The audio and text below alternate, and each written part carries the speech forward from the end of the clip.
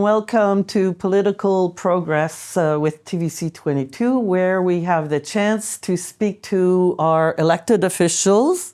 And yes, we are talking about politics. Back with us today, because you're a regular visitor with us, is Mayor Mario Zanth of Clarence-Rockland, who is now wearing also a second hat as president of the United Counties of Prescott-Russell. Hello and welcome. Thanks for having me. So today, maybe we start with your new role. What is the role of the president of the United Counties of Prescott-Russell? Well, aside from chairing the meetings, which is what I do here as mayor in Clarence-Rockland as well, it's to be that regional voice and represent the United Counties, not just within the United Counties and other counties, but within the Eastern Ontario, through the Eastern Ontario Warden's Caucus. So for example, I'll chair the meeting. I can go and visit other municipalities, which I intend to do. I think it's important to showcase all of the amazing talent and businesses that we have in our region.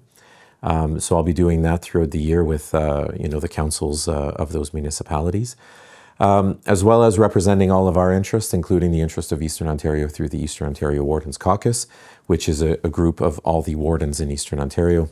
Represents over 100 municipalities, 1.1 million citizens. And it is really recognized at the province as well. And at our last meeting, we had quite a few ministers that came to our meeting and addressed us. And those are really important steps in keeping that communication open. That's how we are able to advocate on behalf of our citizens for bigger and better things, such as more infrastructure money, affordable housing, or housing in general. Right now, I think one of our issues is advocating for a paramedic college, which Ontario doesn't have. So we're moving in those directions. We're doing those that great work. The Eastern Ontario Regional Network is another one, where they were in charge of putting more cell towers throughout Eastern Ontario. Clarence-Rockland and Prescott-Russell got quite a few as well. Unfortunately, you have to be a member of Rogers Communication to be able to obtain this, because they are the ones who paid the $300 and $400 million to put this in. But that's unfortunately the way. We didn't have a say on that. So generally speaking, as warden of UCPR, is just to have a much bigger regional voice to represent. And it's a fairly short term, especially this year for you, because it's a municipal election year. So there's a bit of a break there. If you're re-elected, then you get to continue, as you explained to us. But talk to us about the term, and it's a short term. Do you have the chance and enough time to put together your objectives? But you're also saying that you mentioned that their term is changing, or the mandate. So this is the last term that'll be a one-year term for wardens. We're moving starting next year to two-year terms. And I think that's a really good thing. I think when you get to the Eastern Ontario Wardens Caucus, you have maybe 4 or 5 meetings. You barely have a chance to get your feet wet before you're out the door and there's somebody else that comes in. So I think it's really important to have that continuity. So this was Mayor Tarnowski from Russell who's motioned that at council. I wasn't sure at the beginning, but I really liked the idea and I supported him through that as well. But it will be a short term, but like I said to many people, my intention is not to seat warm. And my goal is to be able to get certain things done, some good policy changes, such as amalgamation of certain services. And if I can't get that work done, then at least to be able to set a really solid foundation for the next wardens to come in and continue, just like I came in from Warden La Violette, and he set the groundwork for certain things. And so I'm continuing like that. I think it's a good way, but no person, no mayor, no warden is an island. We do things in teamwork, and we have a fantastic group of mayors that love Prescott-Russell and want to see it grow in a really good way. And there's 8 municipalities in the counties, so 8 representatives on the council. Absolutely, yeah. Right. So Now let's talk about economic development in the United Counties of Prescott-Russell. The county launched an 18-month partnership with the Prescott-Russell Community Development and to put together 5 priority actions that were already set out in the strategic plan of 2024 to 2029, which will come around fast because time comes so fast all the time. So, can you talk to us about the motivation for that partnership, and then how will the progress and the actions be measured? Because as we said, 2029 it's already started. The strategic plan started in 2024, and let's talk about how that will be, thought through and measured. Yeah. Well, first off, thanks for bringing that up because they presented yesterday, and they do great work for our region. They advocate for the region. They're always looking for better ways of doing this in the economic development framework. They mentioned yesterday, New Build was one of those. They mentioned a couple other ones as well. But the goal for this is to be able to bring industries in the area that pay good paying jobs and that we can keep in this area. We shouldn't have to go to Ottawa to get good paying jobs. We should be able to get them within Prescott-Russell. New Build is looking to build in Russell, Navarre's Industrial Park.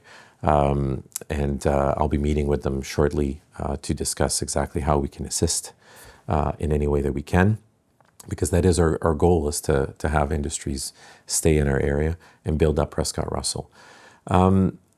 There is a part that's missing out of this, is that we don't have enough housing in the area, or affordable housing, I should say, because when you bring big industries like this, you want people to move to your area, diminish traffic and that sort of thing. But right now that's not really happening. So we have a lot of work to do to try to surround the society to be able to give them the tools to be able to build what they want to build. And that's where Prescott-Russell really comes in, is to be able to provide them with those tools. Measurable, that's going to be up to them to measure, because it's their strategic plan. We will guide them if they need us to guide, if we will support them if they need us to support them. But I'm looking forward to seeing what they can bring. But it's definitely good news in the area to have such a strong corporation helping us out like that, and bring those things in. You mentioned New Build. So what is New Build for? Well, New Build right now, so I don't want to go too much into it because it hasn't been established yet, right? So, but it is an alternative home making, because obviously I think it's a European model that they're bringing. But I'll be meeting with them to get more information, and it's definitely something that's been in the work for years. And I think right now they're working with the province and the feds to just try to line up the funding. So it would be manufacturing jobs. Yeah, absolutely. I think we're looking at over 600 manufacturing jobs, which in the area I think is a really good thing to have. For sure. Now, about governance and access to information with the county. So we know that all of the meetings, the regular meetings, anybody can listen to them online. Anybody can assist in person. They're very transparent.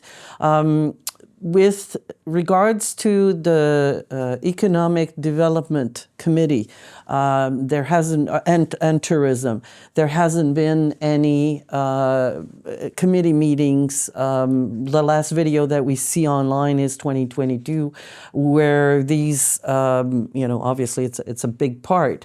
So whether it's for that committee or others, is there a reflection about whether it's modernized the way that information is shared, broadcasted, or archived for that matter, accessible to, for people to, take part in the committees?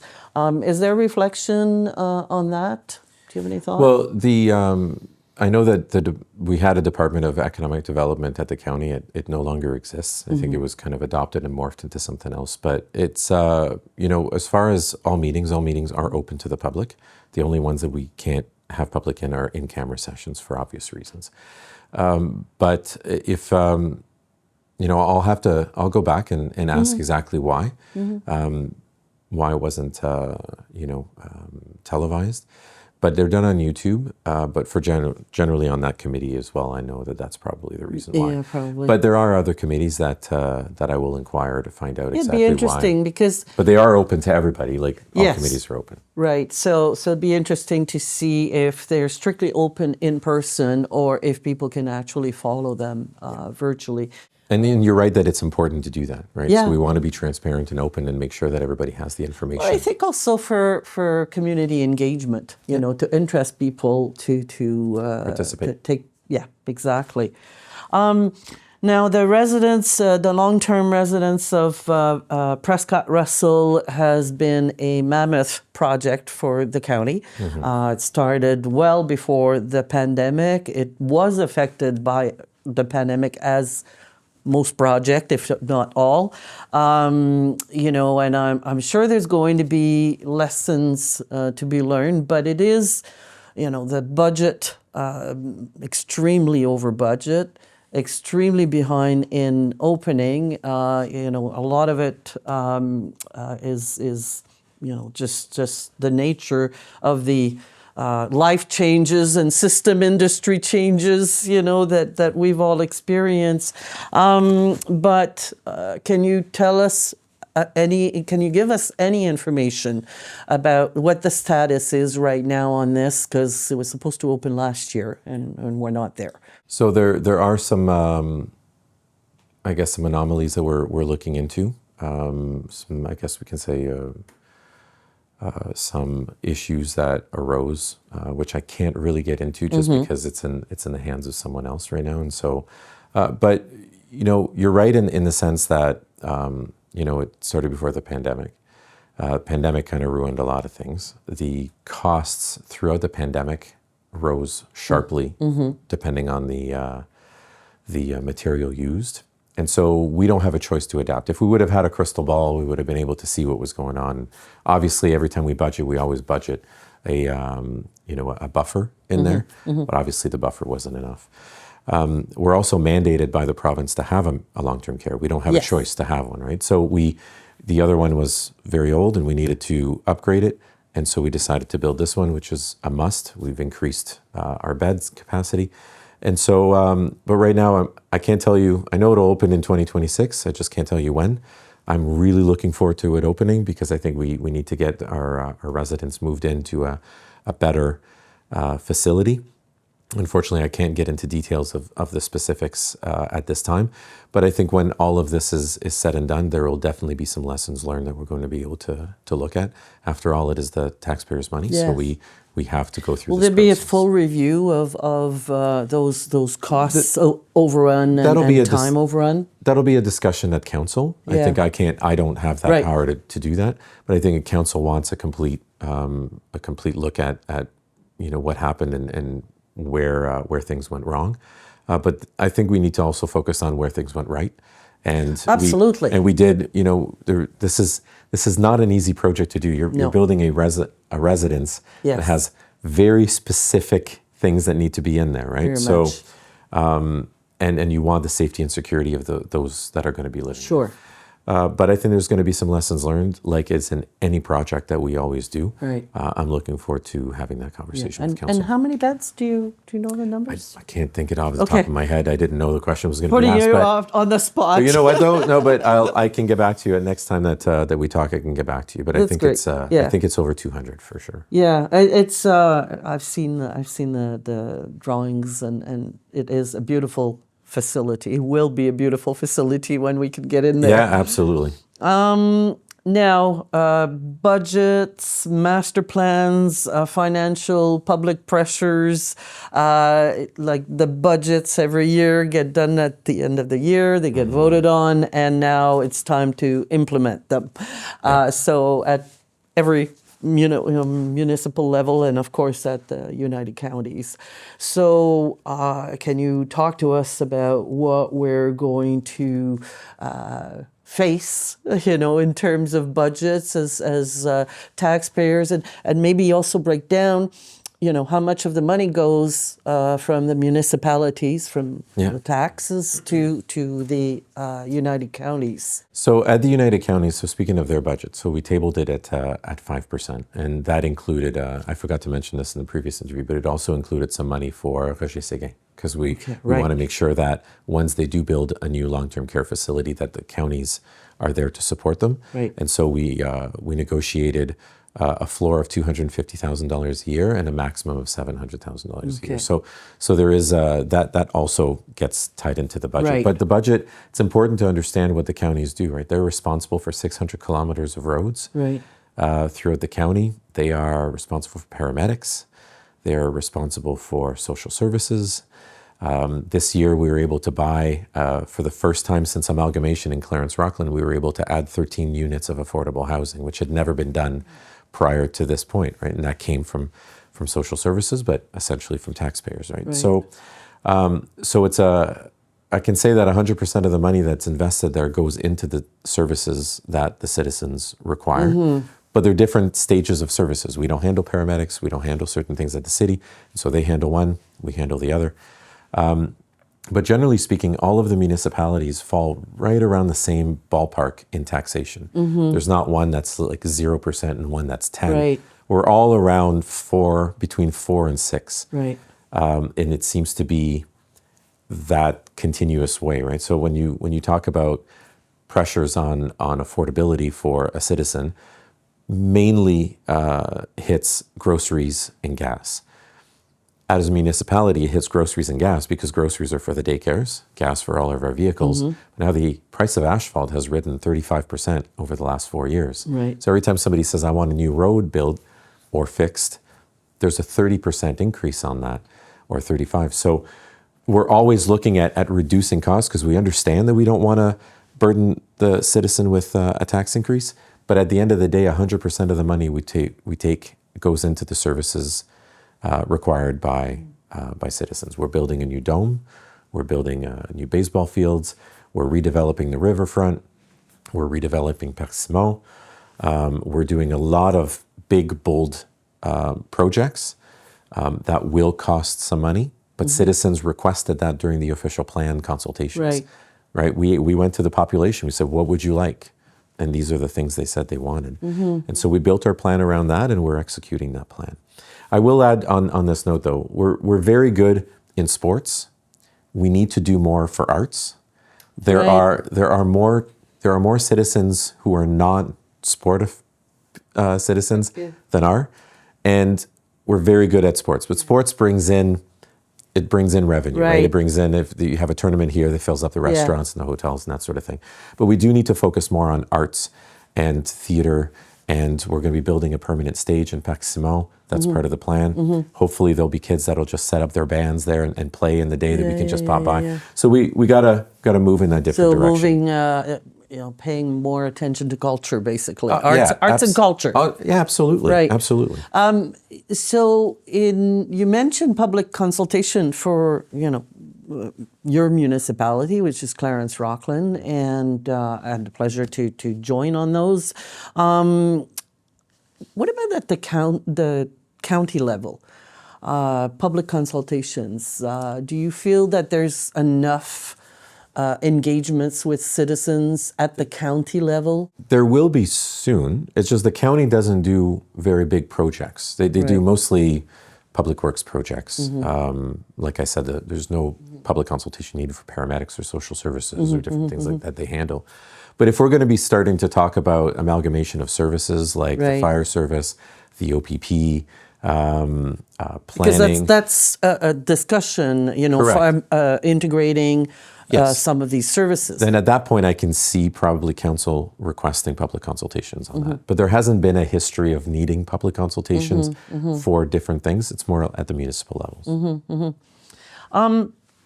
So basically now I just leave you the opportunity to any message for we're at the beginning of the year. It's going to be a short term because it's an election year, but nevertheless, as mayor of Clarence-Rockland and as president of the United Counties of Prescott-Russell, the message you want to leave to citizens. Well, there's a lot. We're working on a lot. There's definitely a lot of things coming. It's all in the best interest of the citizens. That's what we're doing at the county and at the city.